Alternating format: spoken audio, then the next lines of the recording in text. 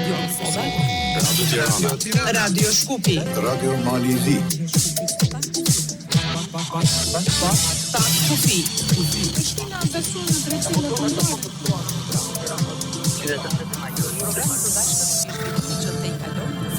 Programi i përbashkët me zhvillimet që të kalojnë kufinë shtetëror. Kufi. A do të bëjnë histori skuadrat tona për herë të parë janë kaq afër kualifikimit për botror. Për këto dhe aktualitetet të tjera kemi një panel të ftuarish. Unë jam në studio me zotin Yusuf Myrtaj, gazetar dhe analist sportiv, komentator i përhershëm në Radio Tirana. Zoti Myrtaj, faleminderit që erdhët në Pakufi. Sot është hera e parë, ju falenderoj edhe në emër të dëgjuesve. Faleminderit shumë. Faleminderit Jaho. Rëndësia e madhe është në atje ku luajnë ekipet tona, por të themi edhe atë se në studion e Radio Kosovës me kolegen Mirvete Uka do t'jetë në linjë të drejt për drejt nga Bratislava Edmond Thaçi. Përshëndetje Mirvete. Përshëndetje Jaho për ju dhe të ftuarin tuaj, përshëndetje po ashtu edhe për kolegët tanë në dy studio tjera dhe për të ftuarit e tyre po ashtu.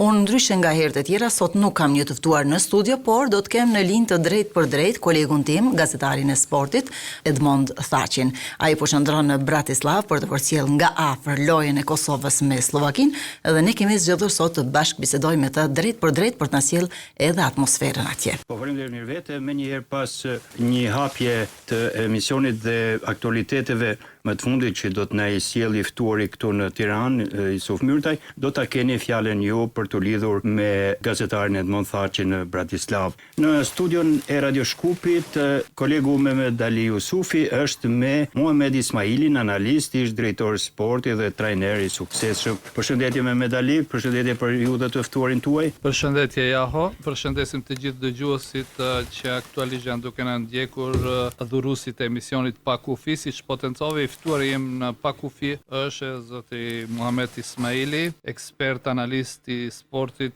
trener me renome tashmë. Zoti Ismaili, mirë se erdhe në Pakufi. Mirë se ju gjeta në Pakufi.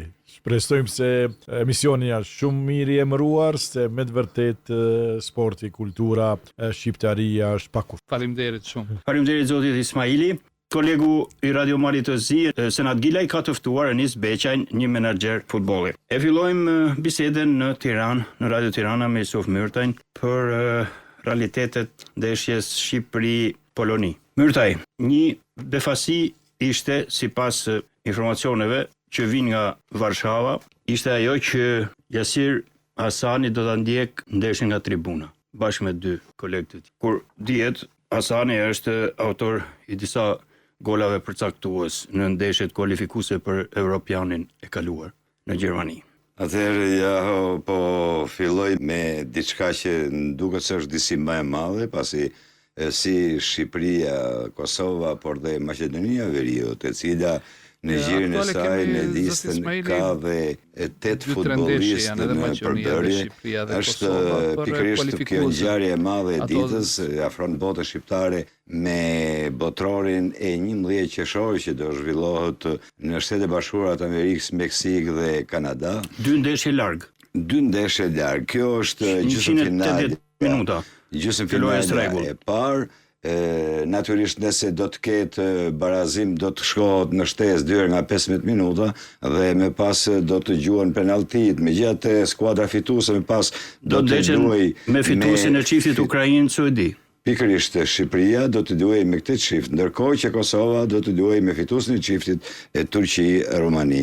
Pra kjo është ngjarja më e madhe mbar shqiptare sportive. Është hera e parë që shkojmë në play-off të një botrori. Është pikërisht hera e parë, jo vetëm për ne, por dhe për Kosovën. Për Kosovën, po natyrisht se është një federatë më e re për realitetet historike e tjerë. Por ardhur nga dy faza finale europiane, siç është Francë 2016 dhe Gjermani 2024, kur Shqipëria mori pjesë 2 herë në këto finale të mëdha. Edhe bëri një figurë të mirë. Të mirë do thoja, pasi vetëm për efekt goleverazhi në finalet e Gjermanisë nuk kaloi, fitoi me Romanin 1-0 pikërisht me golin e Sadikut, por më pas një barazim me gola mes Hungarisë dhe Portugalisë me shifrat të vim tek rrugtimi i këtij botrori i përfaqësuesit Shqipërisë, i kombëtarës Shqipëria zori vendin e dytë në grupin e saj,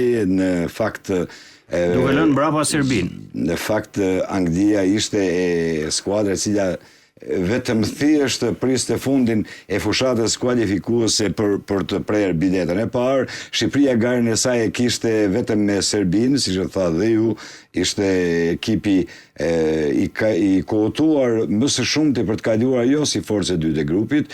Në fakt Shqipëria barazoi këtu 0-0, një penallti e humbur nga Manaj, me pas një gol i Manaj në takimin e dytë, shleu gjithçka. Si do thoshte shleuat siguroi gabim, po i themi se gabim, po i themi. Nuk është gabim se penaltit i kanë humbur Platinia dhe gjithë yjet e futbollit botror. Sigurisht. Por tashi po dal tek ajo pyetja juaj hapse lidhur me Hasanin dhe futbollistë të tjerë, cilët Silvinja i ka dërguar sot në stad, në tribun, janë pikërisht Jasir Hasani, por është dhe Nazmi Gripshi dhe Klisman Cake, këta të tre futbollistë, dhe ja është formula, rregulli është i qartë në listën që do t'i paraprin një ndeshje të tillë, duhet të jenë vetëm 23 futbollistë. Po e ka shpallur listën.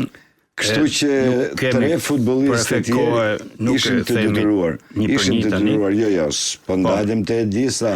Pse mund ta ketë bërë? Çfarë lëvizje mund të jetë kjo, Myrtaj, e Silvinjos?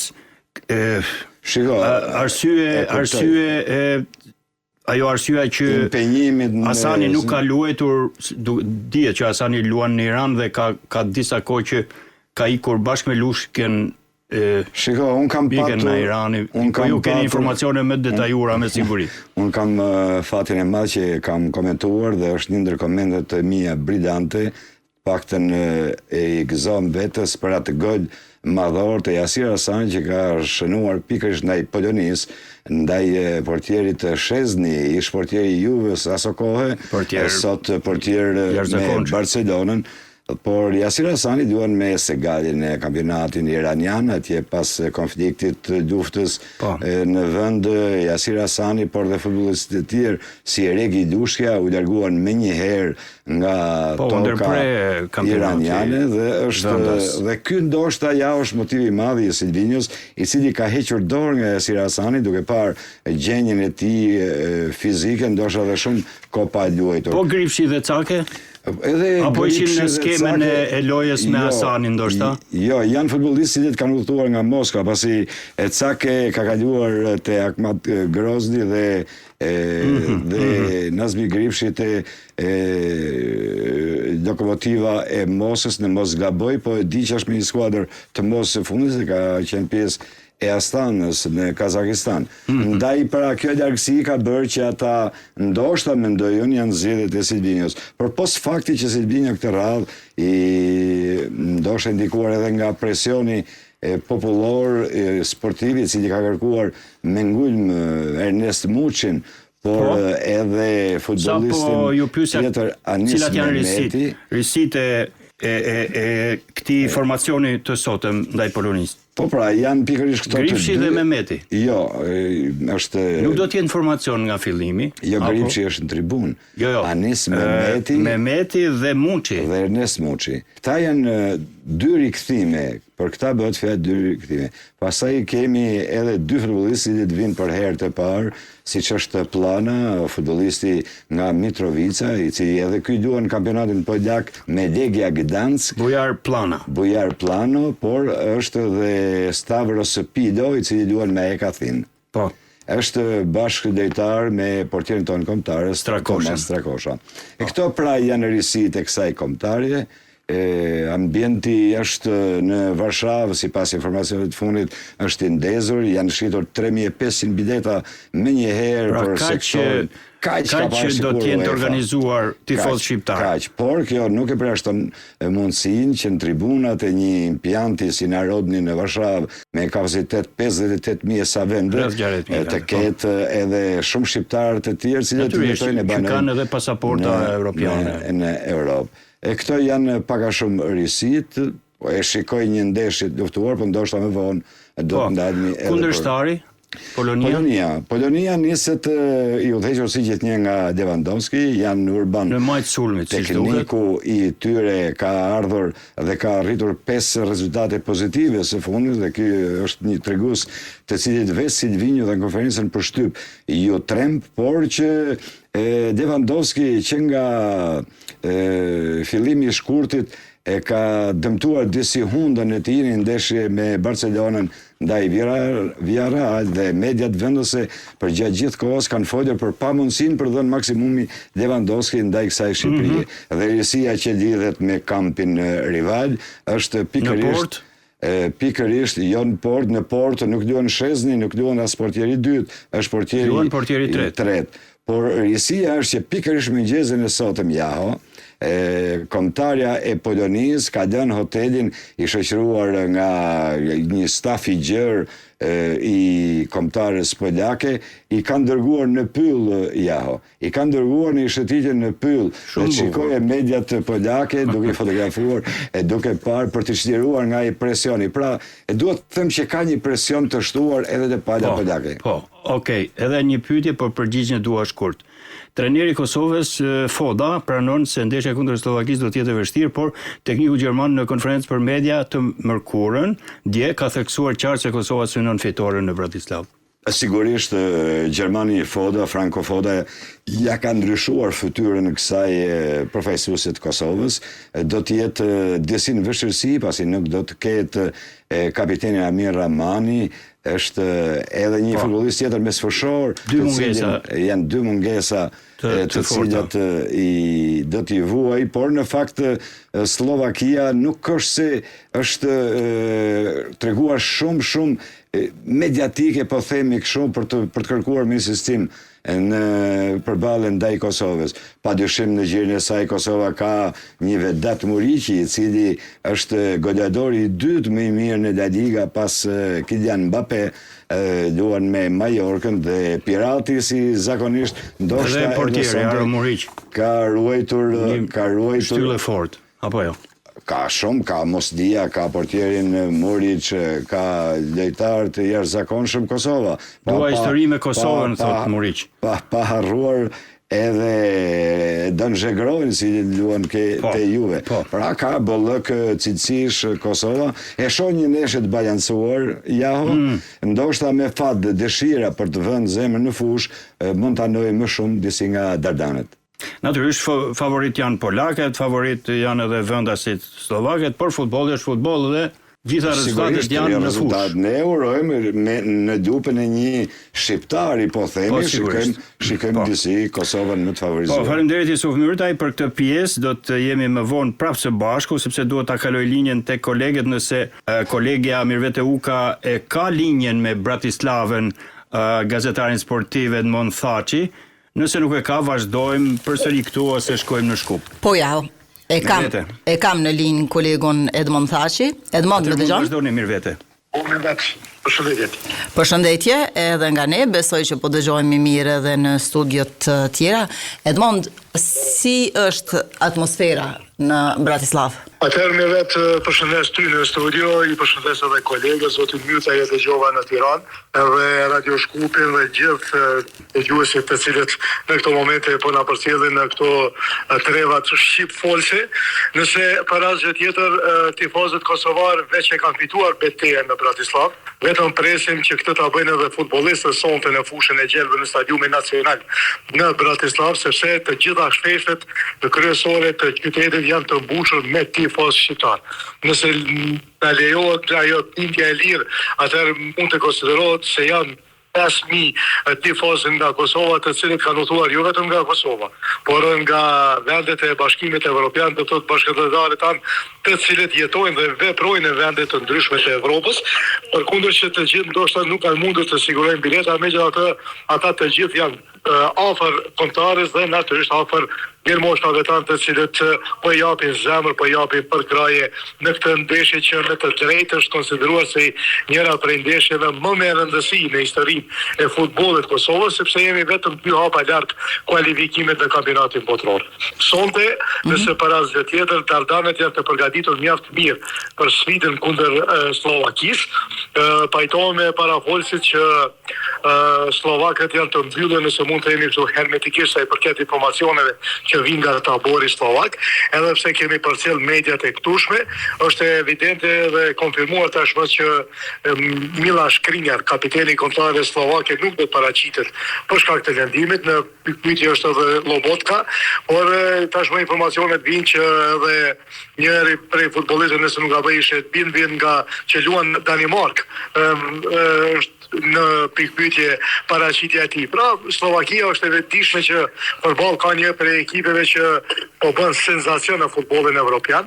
Me të drejtë mund të konsiderohet, madje edhe legjendat slovake të futbollit kanë deklaruar që Kosova posedon ekip më të mirë, sepse futbollistët e saj luajnë në Si është skuadra sot, Edmond? Si është skuadra jonë sot?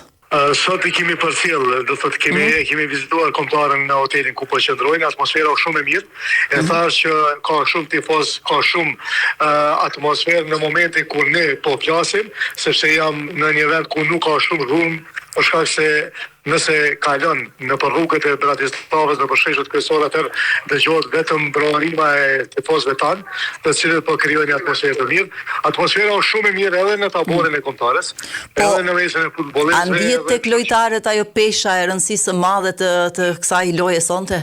Padyshim, përkundër ato mungesat që i kemi theksuar më herët, që nuk do të paraqitet Amir Ramani, pastaj Abdullah Muharrem Jashari, listës e shtuar dhe paqerata, por megjithatë ka futbollistë të cilët kanë dëshmuar dhe kaluar që në drejtimin e potas, ata të cilët zëvendëson dhe ata të cilët paraqiten në fushën e lojës e japin ndoshta edhe 150% e tyre. Kështu që atmosfera është shumë e mirë, unë po besoj shumë që Kosova do të tregojë lojë kualitative, do të vazhdojë atë lojën që e ka aplikuar dhe në takimet e fundit kundër Slovenisë, kundër Serbisë, po ashtu edhe kundër Zvicrës, dhe jo rastësisht e kemi njërin prej kombëtarëve që ka pas më së shumti rritje në histori, do thotë nëse llogaritin vetëm 9 vite pranimi në UEFA dhe në FIFA, Kosova tashmë është në mesin e 7-10 ekipeve më të mirë në botë. Kështu që po besojmë këtu, sidomos edhe në konferencën e mbrëmshme për media, kapiteni Vedat Muriqi ka deklaruar që Kosova është shumë e përgatitur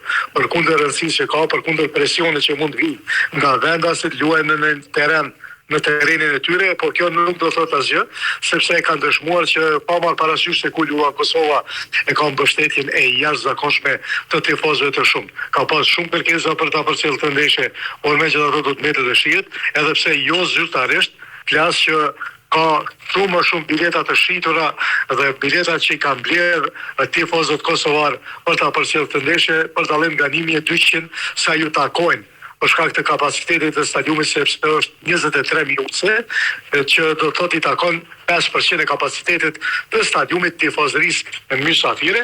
Të gjitha ato biletat janë shit në kohë rekorde, unë besoj që me atë se çfarë poshtë në qytet, ky numër do të jetë ndoshta edhe 5 fish më i madh.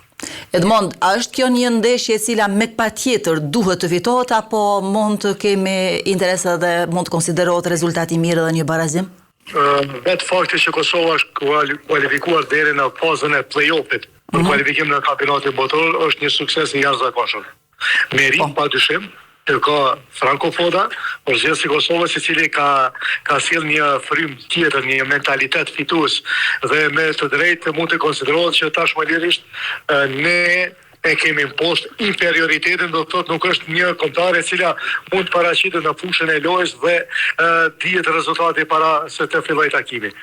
Pra, të gjitha këto kombëtare, nëse marrim edhe deklaratat e shumë prej legjendave të futbollit evropian, Kosova është një kundërshtar shumë i fortë, një kundërshtar i vështirë, sepse luajnë futboll bukur, futboll taktik, futbolli I cili është dëshmuar që edhe me moshën mesatare, sepse është mosha shumë e re e Kosovës, duke marrë parasysh edhe futbollistë të rinj si Albian Hajdari, që po kërkohet me ngul nga top ekipet evropiane, pastaj Fisnik Aslani që po shkëlqen me Oppenheimin, Vedat Mori që është dëshmuar, është Edo Zhagrova te Juventusi.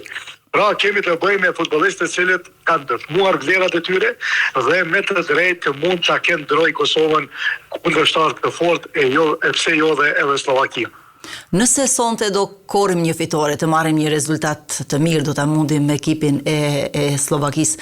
Çfarë pret tutje skuadrën tonë? Cilët janë hapat tutje? Nëse sonte e mposhtim Slovakinë atëherë me 31 mars në Fadil Vokri, do të presim fituesin nga ndeshja Turqi-Rumani. Po. Dhe ajo të tjetë ajo finale e madhe, nëse edhe atë ndeshje e fitojmë atëherë kualifikohemi në kampionatin botror, tashmë 10 shorte në kampionat botror, do të luajmë me Australinë, me Shtetet e Bashkuara të Amerikës dhe me Paraguay. Kështu që Kosova është para një momentumi historik, para një momentumi të jashtëzakonshëm.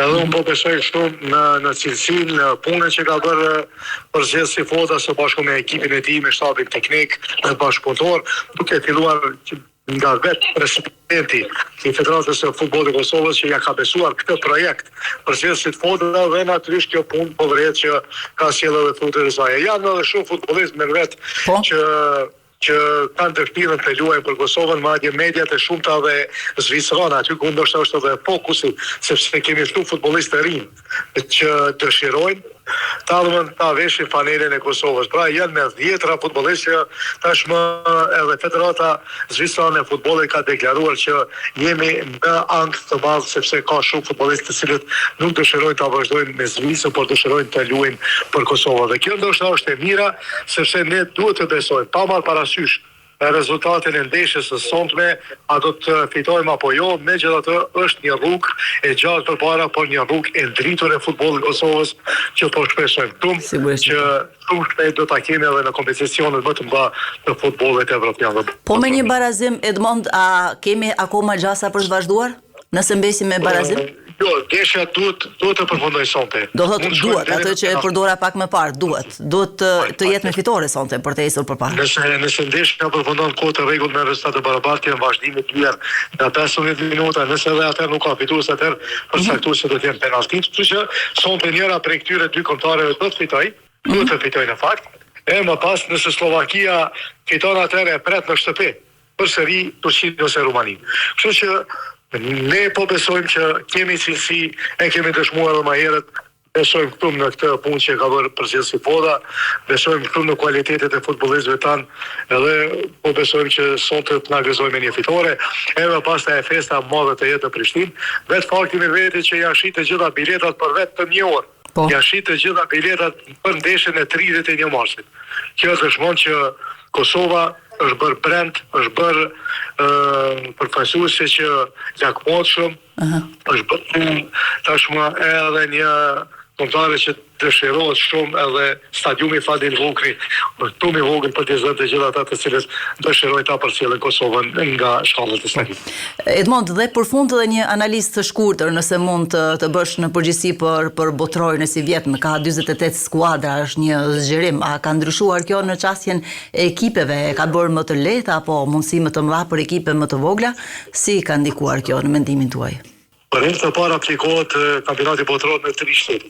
Në Shtetet e Bashkuara të Amerikës, në Kanada dhe në Meksikë. Dhe për herë të parë marrin pjesë 48 kombëtare. Madje edhe ka zëra që mund të rritet numri I kombëtarëve për shkak se të jepet më shumë mundësi ndoshta edhe atyre kombëtarëve më të vogla siç është edhe Kosova. E bën kjo garën më të lehtë dhe më të thjeshtë apo më komplekse? Jo, sepse pjesëmarrja 48 ekipeve. Po gjithmonë ka pas befasi. Pse jo edhe një kombëtar e vogël të befasoj? Më shumë mundësi. Sepse kemi qenë dëshmitar në të kaluarën, për shembull kur një Maqedoni e ka poshtë edhe Itali dhe ka pamundsu pjesëmarrjen e kampionatit botror. Kështu që mbetet e shihet, është një kampionat që po përsillet shumë, do të thotë është një kampionat që do të jetë shumë interes, sepse për herë të parë që vijnë zëra nga FIFA, është që do të jetë kampionati më I shikuar ndonjëherë. Duke marrë parasysh që janë shitur 5 milion bileta për për t'i përcjell ndeshjet e kombëtarës së cili prej shteteve, e ndoshta kjo do ta bëj apo duk më interesant këtë kampionat botror që do të bëhet pas 3 muajve. Nuk dihet pjesëmarrja e Iranit se a do të jetë apo jo në kampionatin botror, nëse nuk paraqitet Irani, atëherë kombëtarja e cila ka koeficientin më të lartë, që në këtë rast është Italia, atëherë mund të kualifikohet në kampionatin botror e më pas të jenë edhe ato 4 ekipet e tjera, por që më dhënë mundësi edhe një kombëtare që të arrijë kualifikime për në kampionatin botror. Po kjo shtrirja gjeografike, mbajtja e kampionatit në 3 vende njëkohësisht në Shtetet e Bashkuara të Amerikës, në Meksikë dhe Kanada, dhe pikërisht për shkak të zhvillimeve në botë, do të paraqes ndonjë problem? Po do të paraqet problem, padyshim do të vrehet kjo sepse jashtë edhe nga lindja e mesme të cilat kanë arritur se nga Japonia, sepse Japonia është kombëtarja e parë që e ka arritur kualifikimin në kampionat botror. Sigurisht që do ta bëjë edhe më të vështirë sepse tashmë autoritetet amerikane kanë deklaruar që do të ketë një kontroll të rreptë sa i përket tifozëve të këtu shteteve, të cilët duhet të kenë rregulla strikte për të hyrë në territorin e Shteteve të Bashkuara të Amerikës. Dihet ata të cilët kanë votuar në Kanada që pajisja me vizë kanadeze është shumë e vështirë. Pastaj ka pas trazira edhe në Meksik, madje ka qenë në pikpyetje se a mund të luhet apo a mund të fillojë kampionati botror sepse do të luhet në Mexico City. Kështu që ka pas shumë diskutime, por këto do të qartësohen në vazhdim, ditëve në vazhdim.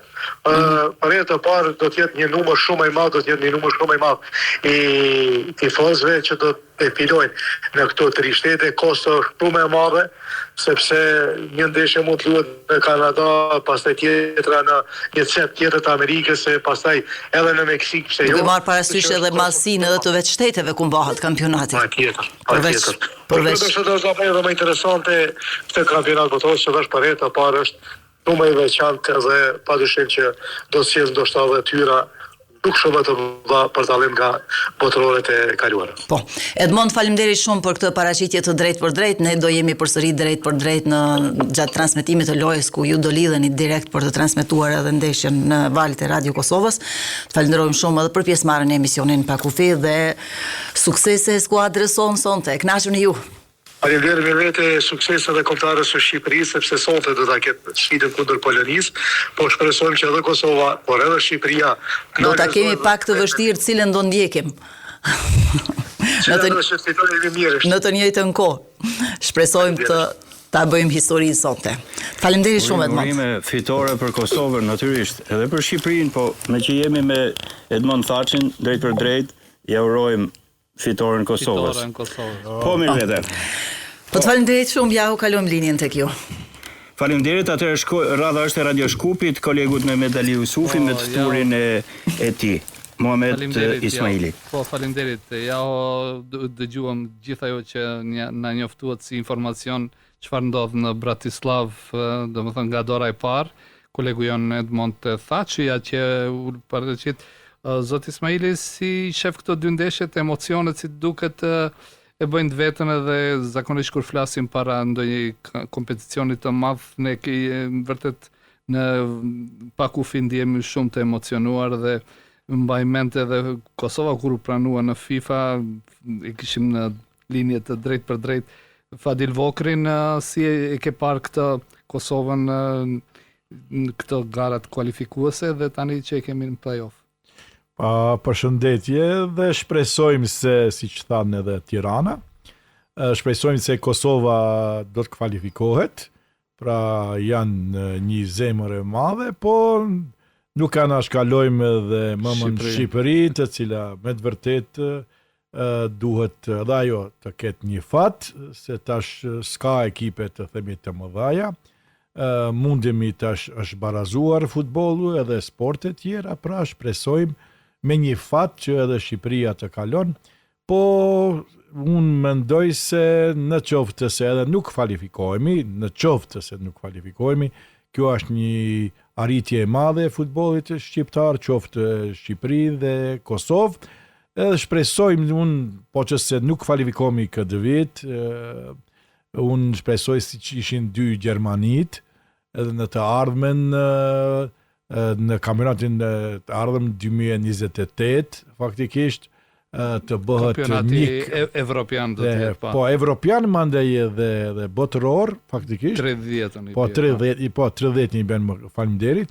Shpresojmë se deri në vitin 2030 kemi një përfaqësuese, të kemi një kombëtare, pra edhe Kosova edhe Shqipëria të luajnë së bashku, edhe atëherë me të vërtet do të kvalifikohemi në kampionat botëror, do të kemi edhe më shumë sukses. Edhe pse edhe tash kemi suksese të mëdha, ka hecë shumë përpara Shqipëria, ka hecë Kosova.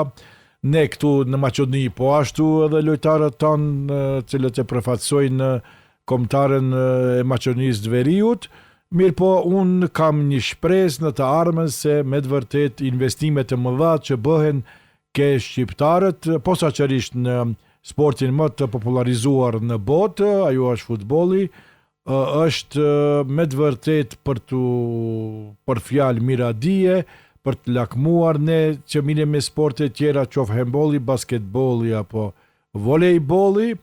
Futbolli do të jetë shumë më para se të gjithë fëmijët tanë lozin futboll dhe shpresojmë se pse jo. Zoti Ismaili, ju i keni thyer kufit, keni qenë trajneri i kombëtarës së Shqipërisë një Po, unë kam qenë i pari i cili me të vërtet edhe futbolli ka edhe brazilian, ja dhe gjerman, edhe qoftë italian. Mirë po, unë kam qenë si shqiptar faktikisht i kombëtarës të handbollit Shqipërisë, faktikisht të kombit tim, përfaqësuesës time, dhe shpresojmë se pse jo faktikisht edhe të luajmë së bashku, gjithë së bashku, thamë se e meritojnë shqiptarët të cilët kanë investuar shumë lobi shqiptar në Amerikë, të cilët me të vërtet që 100 e ca vite ato kontribojnë për shqiptarin. Ne këtu në Maqedoni si jetim shiqojmë çdo herë Shqipërinë dhe Kosovën që të jetë para të shkon, të zhvillohet. Bëjmë tifo absolutisht për Shqipërinë dhe për Kosovën. Nuk e dalloj. Si dy sytë e ballit kemi Shqipërinë. Ne më shumë e duam. Vërtet jemi sinqer, ne më shumë e duam i Kosovën dhe Shqipërinë se sa Maqedonia, por edhe Maqedonia luan sonte me Danimarkën. Shqyr zoti që edhe shqiptarët të cilët luajnë për Maqedoninë edhe ato janë me të vërtetë edhe Bardhi dhe Elif Elmazi edhe Alioski me bartës të kombëtares tonë, edhe Musliu, edhe këtyre dëshirojmë faktikisht që edhe Fetaj, Imran Fetaj, nëse kanë, edhe pse Danimarka është Danimark, mirë po thash futbolli është barazuar dhe shpresojmë se do të kemi fat dhe me zemër të madhe. U them të paktën njëra të kaloj, kemi bërë të paktën nga 3 kombëtarët, shpresojmë me fat, siç thatë dhe analistët nga Tirana edhe nga Kosova, që shpresojmë që Kosova është joker faktikisht i joni i shqiptarisë. Në gëzon shumë pa masë të paktën një sukses nga këto 3 përfaqësuese të jetë kemi të shka të shojmë sepse do ketë skuadra shumë cilësore, padyshim në kampionatin botëror do të jetë edhe një Brazil që do të drejtohet nga Ancelotti, ndoshta ndër trajnerët më të suksesshëm të futbollit, i cili ka fituar shumë me Real Madridin dhe Milanon, por ne duam një skuadër ballkanike, përse mos të vazhdojë tradita e bukur e Kroacisë, Turqisë, që kanë marrë edhe vendet e treta në kampionatet botërore. Kosova do të jetë nëse kualifikohet Kosova mund bëj surprizë, nuk ka afirmacioni i madh ndërkombëtar, botëror, do ta shiqojnë e mbar bota Kosovën, sepse Shqipëri dihet e njohin Shqipërinë e mbar bota. Thoni që do afirmohet mos miri Kosova. Po Kosova si një më ashtu do të jetë surprizë e bukur e këndshme. Nuk e ndajmë them edhe mëmën Shqipëri se kemi si dy sytë e ballit edhe nuk ndajmë fare hiç. Faleminderit. Edhe pse edhe Maqedoninë përfaqësojnë çunat ton, shpresojmë suksese, i prift fati, i ndihmoft Zoti edhe faktikisht të gëzohemi pas ndeshjes në për rrugët e sheshjeve të Skënderbeut, që qoftë në Kosovë, qoftë faktikisht në Shkup, qoftë gjithandej ku frimon shqiptaria. Po, faleminderit. Po, ja. Po faleminderit Mehmet Ali, faleminderit zotit Ismaili. Është radha e Radio Malit të Zi. Tani do të ndjekim kronikën e përgatitur nga kolegu Senad Gilaj, i cili ka të ftuar Enis Beqajn, menaxher i njohur futbolli. Ta ndjekim kronikën. Të nderuar dëgjues, të nderuar kolegë në Tiranë, Prishtinë e Shkup, të nderuara bashkëdhëtar kudo që ndodheni, mirë se dëgjohemi edhe në një tjetër edicion të emisionit Pa Kufi. Siç edhe keni paralajmëruar për temën e sotme, edhe në studion e Radio Semalit të Zi do të flasim për të njëjtën temë që i bashkon të gjithë, pra futbollin, emocionet e tij dhe shpresat e rajonit ton për t'u rikthyer në skenën e madhe botërore. Në prag të garave kualifikuese dhe me një konkurrencë gjithnjë më të fortë, pyetja që shtrohet është: a jemi si kombëtare me pranë botrorit apo sfidat po bëjnë gjithnjë më të vështira? Për të analizuar këtë situatë, për të folur mbi shanset e reale të përfaqësuesve tona, por edhe për zhvillimin e talenteve të rinj, sonte kemi një mysafir shumë të veçantë. Me mua është Enis Beqaj, njohës i mirë i sportit, sidomos i futbollit në rajon, si dhe menaxher i angazhuar në zhvillimin e talenteve të rinj. Mirë se erdhët në Pa Kufi. Përshëndes të gjithë dëgjuesit e emisionit Pa Kufi në Tiranë, Prishtinë, Shkup dhe Radio Semalit të Zi. Si vlerësoni shanset e vendeve në rajonin tonë për kualifikim në botror duke parë formën aktuale dhe konkurrencën në grup? Së pari duhet të theksoj se pjesëmarrja në play-offin e botrorit e kombëtarës së Shqipërisë dhe përfaqësuesës së Kosovës është arritje historike dhe mundësi e ardhë për të dy përfaqësuese që për herë të parë të kualifikohen në kampionatin botror, që padyshim është edhe ëndra dhe dëshira e të gjithë shqiptarëve kudo që ndodhen. Duke parë rivalit në grup, cili ekip sipas jush ka kalendarin më të favorshëm dhe ku mund të vendoset fati i kualifikimit? Duke parë gjendjen dhe formën aktuale të futbollistëve, besoj që Kosova ka futbollistë më në formë, ka harmoni të shkëlqyer midis lojtarëve, grupin më të kompletuar dhe vetbesim të shtuar mbas fitoreve historike me Suedin dhe Sloveninë. Sa ndikon përvoja ndërkombëtare e lojtarëve që luajnë në liga të forta evropiane në suksesin e këtyre përfaqësuesve? Nëse i analizojmë kundërshtarët e Shqipërisë dhe Kosovës, mund të konkludojmë se Polonia është kundërshtari më i vështirë për forcën, kualitetin, përvojën që ka në ndeshje të mëdha, por edhe për faktin se do të kenë mbështetje të madhe të tifozëve, ndërsa mungesa e disa futbollistëve kyç të Shqipërisë dhe forma jo e mirë e futbollistëve ton i zbet dhe minimizon shanset për të kualifikuar. Dërsa rivali i Kosovës, Slovakia, është absolutisht i kalueshëm dhe jam optimist se kjo do të ndodhë, ku mbas disa ditëve do të kemi ndeshje magjike në Prishtinë në finalen e play-offit kundër Turqisë, kundërshtarit më të fortë, por Kosova ka dëshmuar edhe në të kaluarën se mund t'i poshtë edhe përfaqësuesit më të fortë. Padyshim se përvoja ndërkombëtare dhe prania e tyre në ekipet më të forta evropiane luajnë një rol të rëndësishëm, sepse janë të mësuar të luajnë me presionin e fitores. Dinë më mirë të menaxhojnë situatat në të tilla ndeshje, posaçërisht Polonia, por fitoria ndaj tyre para 2 viteve në kualifikueset e Europianit na jep shpresë që të besojmë në një rezultat pozitiv. Sidoqoftë për një gjë jam i sigurt dhe i bindur se si lojtarët e Shqipërisë ashtu edhe të Kosovës do të japin shpirtin në fushë, do të japin maksimumin për të realizuar ëndrrën e gjithë shqiptarëve e që është pjesëmarrja për herë të parë në kampionatin botror të futbollit. Jemi 2 ndeshje afër botrorit, 180 minuta të gjata dhe të vështira, por ëndra nuk është kurrë më afër se tani. I nderuar Enis, faleminderit për analizat dhe mendimet shumë të vlerëshme që ndat sot me ne. Siç dëgjuam, rruga drejt botrorit nuk është e lehtë, por rajoni ynë vazhdon të ketë potencial, talent dhe ambicie për të bërë hapa të mëdhenj në arenën ndërkombëtare. Në fund, janë detajet, përvoja dhe momentet kyçe ato që shpesh vendosin fatin e kualifikimit. Faleminderit që na ndoqët nga Radio Malit të Zi për Pa Kufi, Senad Gilaj. Faleminderit kolegu Senad Gilaj, ishte me Enis Beqajn, kolegu Gilaj nga Radio Mali të Zi. Do të vazhdojmë bisedën këtu në Tiranë, në studion e Radio Tiranës, me të ftuarin ton Nisuf Myrtaj. Myrtaj, do doja të flisnim pak për orët po kalojnë, minutat po kalojnë, ora ndeshjes po afron. Tani, ju them edhe dëgjuesve, ju e keni komentuar ndeshjen Shqipëri-Poloni në vitin 2023, atë fitore të madhe, 2-0 në Shqipëri. Po ashtu jeni si kjo ndeshje ju ka sjell më afër realiteteve për të cilat mund të flasim edhe të vazhdojmë të flasim edhe sot. Dua të më thuash çfarë mendon, cilat mendon se janë pikat më të forta të ekipit ton në këtë ndeshje, apo ato edhe të dobta, kush arbitron këtë ndeshje dhe realitetet tjera. Sigurisht e kuptova, faleminderit tjerë për komplimentin, por kjo është ndeshje e vërtetës për Shqipërinë.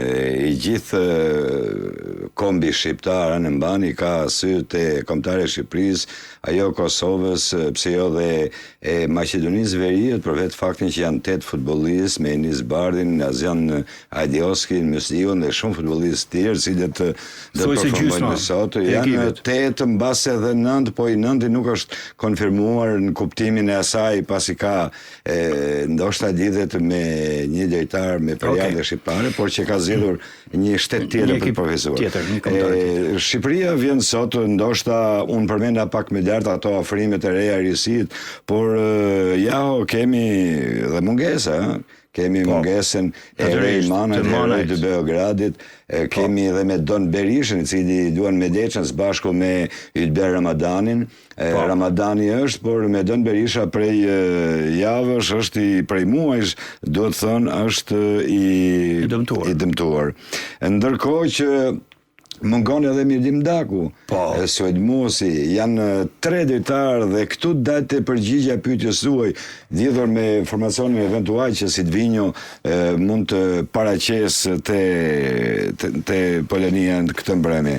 Ku mund të përqendrohet Silvinho në këta 23 që ka zgjedhur? Duke mos ju kthyer asaj që Asani me 2 kolegë të tij janë në tribunë. Unë mendoj edhe pse është adeduar për devizje, për pankinë, për stojt, për afrimet që do të rrinë në stojt si rasti Muçit edhe i futbollistit tjetër Anis Mehmeti, Matjani pra, i cili luan tashmë me Ipswich Town në Premiership, ka qenë pjesë e Bristol Rovers, është lojtari për të ushenuar, lojtari me vlerën më të lartë në treg për momentin, Anis Mehmeti, pra ajo që do të rrinë stojt, natyrisht ato janë rikthime, por besoj që Strakosha do të jetë në port, pasi Silvinho nuk besoj se do të bëj zgjedhje të reja, të rrezikoj, do t'i besoj atij formacioni që duhet të ndesh në fundit, besoj se Strakosha i grumbulluar është edhe Dajsinani. Është Mario Dajsinani, të mos jetë nevoja. Edhan Kastrati, janë 3 portierë. Ndërkohë që në mbrojtje janë grumbulluar Mario Mitaj, Stavro Pido, Naser Adi, Berat Gjemshiti, Bujar Plana, Kdis Mancake, Ardin Dajeti, Ardian Ismaili dhe Edseid Hysaj, por dhe Ivan Balliu. Në fakti këtu të edinja e djathtë, mendoj që do t'jetë problemi madhor i yni. Pasi edhe eksperienca e Edseid Hysajt ka gjithë këto javë, muaj, i cili nuk aktivizohet te Lazio në Serie A, si kundëraj edhe Ivan Balliu. Nëse paraqitet nevoja, kush mund ta dubloj? Po, Ivan Balliu është zëvendësuesi, por që ai nuk ka minuta.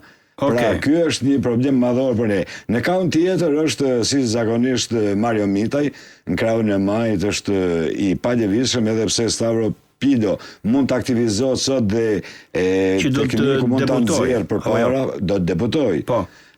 Pido, por dhe Plana janë debutues se aktivizohen. Ndërkohë që qendra besoj se kapiteni Berat Gjimshiti është i palëvizshëm, do të ketë ndoshta i balotazh midis futbollistit tjetër Ardin Dajeti dhe Ardian Ismailit. Personalisht mendoj që Ismaili i Torinos në Serie A është një ndër mbrojtësit më të mirë të kësaj Serie A dhe është fat që ka Shqipëria. Ndërkohë që mes fusha besoj që Kristian Aslani dhe Julian Sheu do të jenë ata përpara mbrojtjes, ndoshta edhe Ylber Ramadani mund të alternohet, por dhe Qasim Laçi janë aty për të bërë më të mirën. Në krah besoj do të jetë nga krahu i majt Arber Hoxha, në Në mesfur gjendër ta 11 metri thash edhe lojtarë të tjerë si Ardion Pajaziti, megjithatë këto zgjidhjet janë të alternuara pasi lojtarët e këtyre reparti mund të dalin edhe përpara. Ndërkohë që sulmi mbetet Myrto Ozuni përmes Muçit, Nedim Bajrami dhe Armando Brojës. Dy fjalë për Brojën, ndoshta mund të jetë zgjedhja e parë apo zgjedhja e dytë, pasi lojtari sulmuesit ku gjithë presin nga ai, lojtari nga Majtësia e Madhe, i cili aktivizohet me Burnjen në Premier League, e ka disa javë i cili nuk aktivizohet, ka kaluar një dëmtim, por 10 ditë të fundit ka dalë në seanca dhe është i aftësuar. Besoj dhe uroj që Broja të jetë në formacionin startues, për të mos thënë pastaj që ndoshta Ernest Muçi mund ta nisë nga fillimi dhe si një sulmues i mirëfill të pyk. Ndoshta Muçi ose Myrto Ozuni mund të bëjnë të lojtarin e fundit. Megjithatë është tekniku brazilian Silvinho, i cili na ka befasuar gjithmonë me zgjedhjet e tij, edhe pse është aluduar për këtë apo atë futbollist, por besoj që ai e ka në mendje, pasi edhe në konferencën për shtyp dje deklaroi që kam 3 muaj që nuk vdej.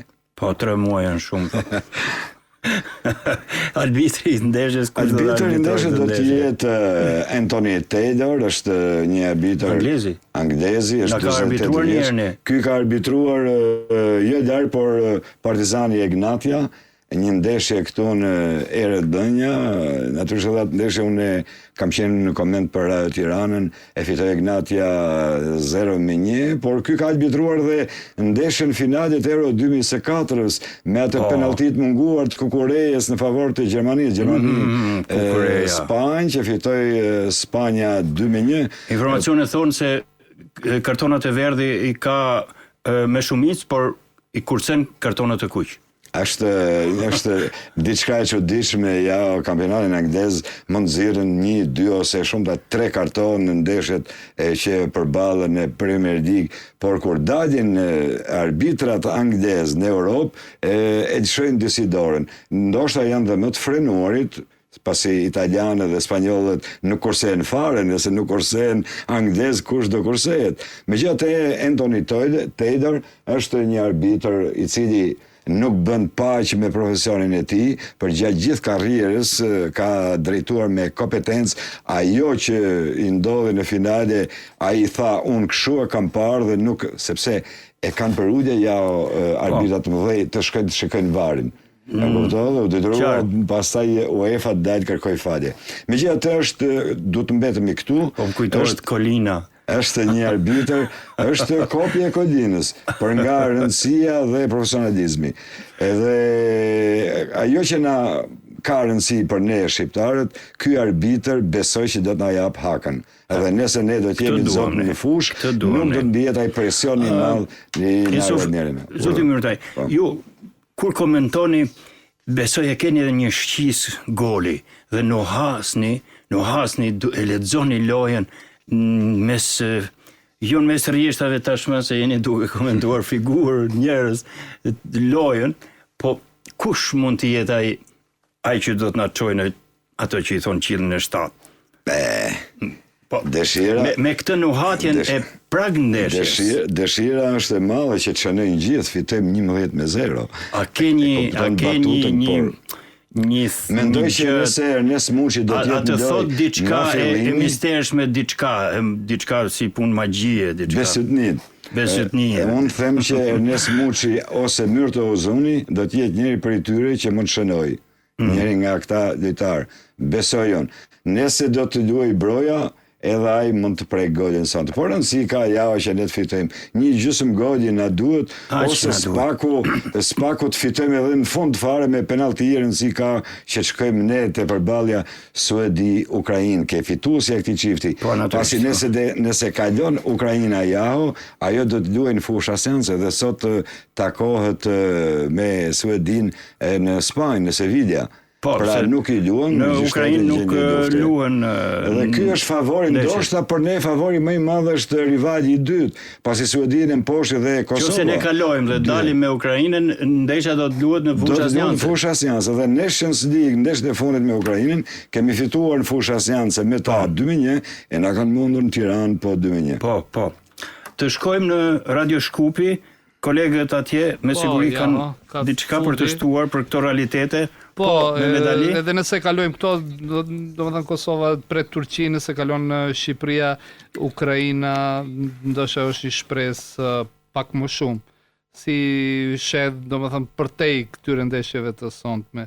I dëshirojmë suksese nga zemra e mbar shqiptarisë edhe shqiptari nëse gjendet në Mars. Faktikisht kjo është një lojë historike, cila nuk përsëritet çdo herë. Shpresojmë futbolli është i rumbullakët. Këto ndeshje që janë, domethënë që janë këto, vetëm se të jenë. Ama këto që janë, ndoshta ne shpresa është më e madhe kur e din se ke vetëm një ndeshje, vetëm sonte, dhe nuk dihet, domethënë, është i paparashikueshëm. Unë atë kam kështu si moto, si karakteristike shqiptarit, se shqiptarët kur është më vështirë, atëherë ja dalim. Dhe me çdo herë kur kemi pas në edhe një sfida më të rënda, ne kemi dalë. Pa shpresojmë se kjo është një prej atyre, një gol vështirësia e madhe, po ne duam vështirësi.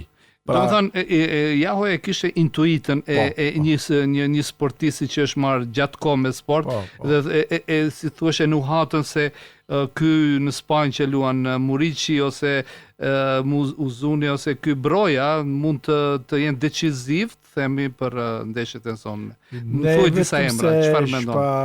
Unë shpresoj se... Nuk flasim dëshira, por Muriqi është me të një luan, themi një luan i pa kompromis, një luftëtar i madh, po edhe po të njëjtin është edhe Broja. Pra unë kam dëshirë që Muriqi edhe Broja të jenë decisiv, të vendosin. Si tha edhe një gjysëm goli, gjysëm goli, qere goli, themine.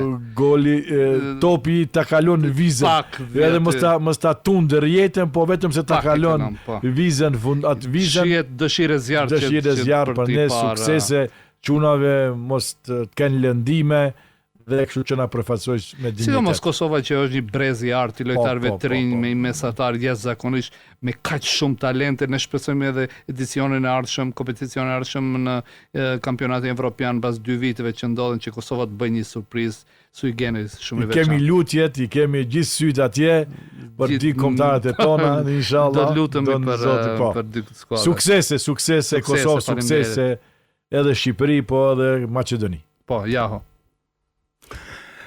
Për ta mbyllur, Myrtaj, për ta mbyllur, na gjej ti mbylljen. Po, jap dorëheqjen. Nga studio e Radio Tiranës, por dhe nga studio e tjera, mendoj që duhet të shkoj urimi për 2 kombëtare të mëdha, për Shqipërinë dhe Kosovën. Jemi akoma në pjesën tensionit, etheve që se vjen një ndeshje. A mendon se tifozeria polake do të krijojë diçka? Me kujtove diçka me këtë temë, si moderatori zoti. Pati probleme. Ati janë pak, janë vetëm 3500. Edhe për 3500 njerëz bileta për siç ka përcaktuar UEFA, por do ketë rreth 5000 shqiptar në rrugët e Varshas, por dalë ke ajo që më kujtove. Në stadium. Në stadium. Por jashtë në rrugë, se sa në rrugë, po, në fan zona si mund të operojnë ata, sepse jemi parandeshë, shqiptarët nuk kursen asgjë për bluzën kuqezi, për ndeshjen e Shqipërisë. Por me kujtove diçka. Shiko, Federata Polake e futbollit 2 ditë më parë ka adresuar te Federata Shqiptare ka disa rregulla i ka përcaktuar me pika, dhe më duke Jaho beson nonsens një pikë ku thoshte që tifozët shqiptar të cilët do të akomodon filan vend, një periferi e stadiumit diku në Varshavë, të mos mbaj simbolet kombëtare, sepse mund të ketë përplasje me huliganët vendas. Mund të merren si gjoja si provokime. Këto nuk është një refren po duaj me përsëritur. Drejtit ai. Polonia është një shtet i qytetruar. Ata huliganët i qytetruar, por tifozëria është pro-serbe. Sigurisht që ka pro-serb, por huliganët përgjithësi të Polonisë të klubeve janë dalluar për huliganizëm të jashtëzakonshëm. Sidomos ata të Legës Varshavës, aty ku ka luajtur Ernest Muçi. Mos harrojmë se kemi 3 futbollistë që kanë luajtur në kampionat polak. Njëri dhe luan Julian Sheu, me duket. Luan Julian Sheu me Widzew Łódź, luan Bujar Plana me Legia Gdansk, ndërkohë që ky Ernest Muçi ka luajtur me Legia Varshavë.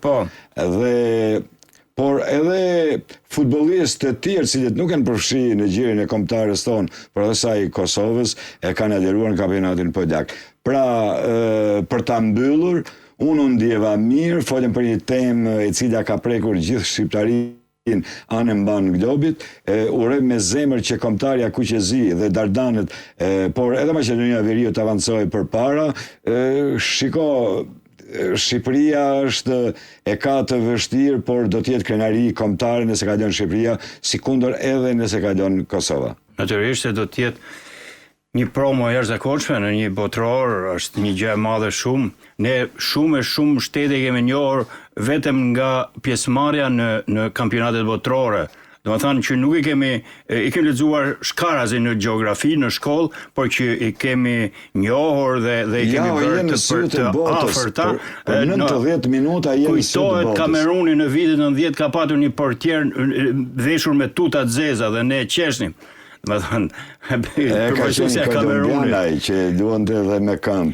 Por në kujtore dhe Gurachao në shkualifikuar një ishull me shumë pak banor, ishte Islanda. Pra shanset janë, të besojmë, të lutemi si që thuhet për fitore. Faleminderit, Isuf Myrtaj, faleminderit shumë. Ju faleminderit ju, kënaqësi ime. Ishte e parë që ju kishim pa kufi, po ju falenderoj pa mas, përzërsisht. Dhe uroj të jeni këmbë mbar. Urojmë me zemër. Faleminderit. Miq, ishte e gjitha kjo për pa kufi sot, biseduam për futbollin. Natyrisht për çfarë tjetër do të flisim sot në prag të ndeshjeve Shqipëri, Poloni, Kosovë, Slovaki, Maqedoni e Veriut, Danimark. Në studion e Radio Kosovës me kolegen Mirvete Uka ishte drejt për drejt nga Bratislava gazetari Edmond Thaçi. Në studion e Radio Shkupit me kolegun Mehmet Ali Yusufi ishte Muhamet Ismaili, analist, ish drejtor sportit dhe trajner. Kolegu Senat Gilaj në Radio Malin e Zi kishte të ftuar Enis Beqaj, menaxher futbolli. Këtu në Radio Tirana unë isha me Isuf Myrtajn, gazetar dhe analist sportiv, komentator sportiv në Radio Tirana. Ju falenderoj të gjithë dhe ju dëgjues të dashur dhe uroj fitore për ekipet tona. Shpresojmë për të drek skuadrat tona. Po, nga unë Omar Gjeka, mirë mbeçi dhe miru dëgjofshim të ejtën e ardhshme me një temë tjetër. Miru dëgjofshim.